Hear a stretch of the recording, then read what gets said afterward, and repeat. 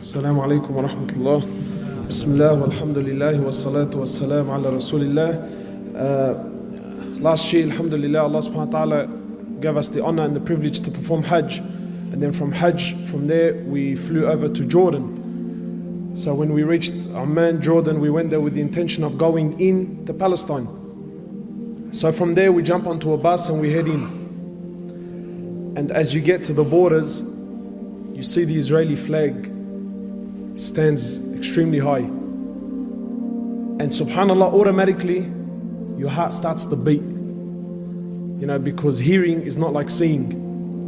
So you enter this place and you go through this whirlpool of emotions. Some of it is anger, some of it is fear, some of it is frustration. So you get to the borders, and keep in mind, you're an Australian, you got an Australian passport, and you get there, and wallahi, from as soon as you see them for the first time, it's like something enters the heart. It's like a poison enters the system.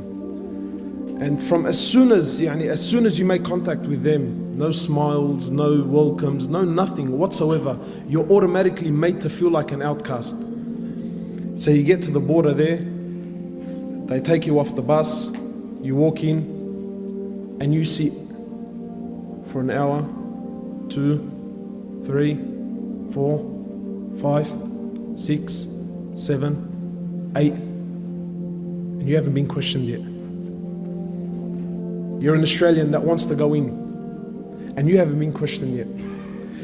And as you sit and you watch, you'll see a Palestinian citizen, an old senior man, a man who we might call Amma or Hajj, or an old man, at least at the age of 70, 75 years of age. And you see a young Israeli soldier, a female, maybe about 18 years old, 19 years old, talking down at him, giving him orders. Wallah al-Azim, like he's an animal. Like he has no value, no worth, nothing whatsoever. Talking down at him, full if you could call it talking, it was more like barking, right? And you feel it, Wallah al-Azim, you feel it. And you sit there and you bite your tongue. And this is a Palestinian. This is an old man who is supposed to be receiving some sort of respect, and he's been spoken down at by a little 18-year-old. Anyway, so you sit there, and then eventually they call your name, and then a young lady, and don't think it's a coincidence that they're ladies. It's not a coincidence that they're ladies. Then a young lady will come over, she calls you out, and then you got to follow her. You walk into the room, you sit down. Who are you? Why are you here? And then she starts to ask, why have you come to Palestine? And what, sorry, they call it Israel. But why are you here? What business do you want from here? Why do you choose to come here? Why didn't you just go straight home? Full on. And this can carry on. She'll talk to you for about half an hour, then she'll tell you to go back, and then you sit an hour, 2 hours, 3 hours, then she'll come back, she'll call you back out, she'll ask you the same questions again, then she'll send you back, then you sit down for an hour, 2 hours, and then and then someone else will come and call you out, and then they'll also ask you the same questions, then you'll go back, and then you sit for an hour and for 2 hours, until eventually you lose whatever love and whatever desire you had to go in is lost. And then they tell you come in. That's if they tell you come in. And then from as soon as you walk in, you can feel the oppression. You travel on their roads, and for kilometers on end, concrete high walls for kilometers and kilometers and kilometers separating. And then when you reach their suburbs, the concrete walls, they start to have paint and artwork so that it doesn't look as intimidating. And then you get there, and then you want to enter the Quds, the holy mosque, and it's surrounded by Israeli soldiers. So you come to walk in, you got to show your passport, proof of ID, and there's a man there, an Israeli, holding a fully automatic weapon, and I need to justify myself to him to why I need to enter the masjid of Allah. Anyway, so you walk in, you show your ID, you go in there and you walk into the Quds, and wallahi, it's like the walls are crying. There's no youth because they don't allow them. No youth. You walk in and they have a stand, a glass stand with a collection of bombs, grenades, shells, things that have been fired into the masjid over the period of years.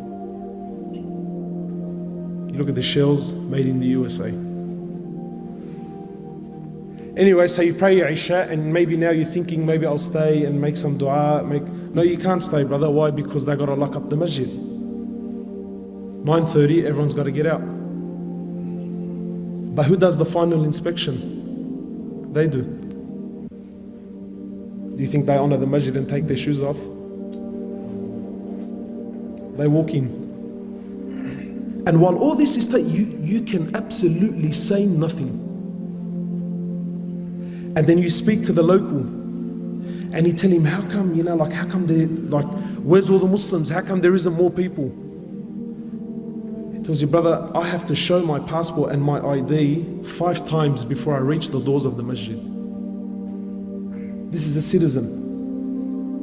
He has to show his ID and his passport 5 times before he can reach the masjid. And if he forgets it, so let's just say he's forgotten, right? He can get charged. He falls into harm. You imagine, in this country, you cannot you cannot travel from Lakemba to say Lakemba to Darwich. Say from Lakemba to Darwich. You get stopped twice. This is for the citizen, never mind the tourist. The citizen, his own country, he gets stopped twice. And twice he has to stop, prove who he is, get out of the car. If his wife is with him, she also has to get out of the car. The car's got to get inspected. Every single day.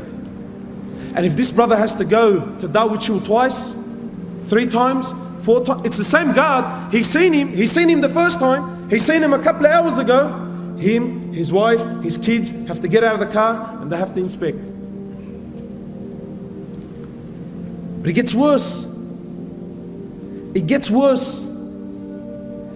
So we're traveling along the highway and you see this beautiful land of Palestine. And in the midst you see this odd object, this object that has nothing to do with the surroundings. And it's a container. Just a container that's sitting in the middle of bush. You think, how did that possibly get there? You know what it is, brothers?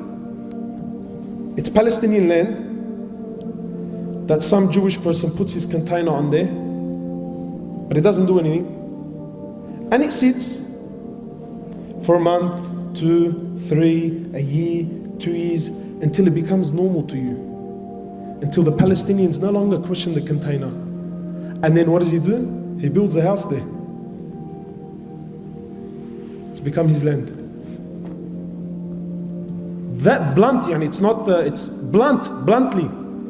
And you see these little containers everywhere.